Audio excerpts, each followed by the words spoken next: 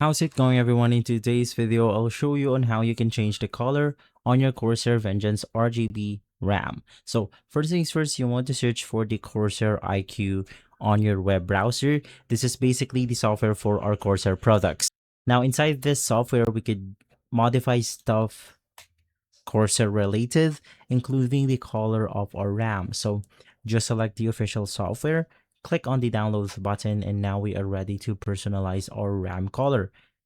It will simply look something like this after selecting your Corsair products. As you can see, we have something like our RAM, our mice, our keyboard, and basically more. We have the fan colors right here and etc. So the first thing that you want to do is to just click on the lighting effects after selecting your RAM. And then in here, we have different presets that we could select.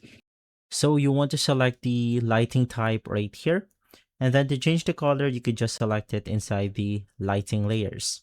And so that's how you easily do it. If this video has been helpful, leave a like, subscribe, and follow us for more videos like this. Thanks for watching.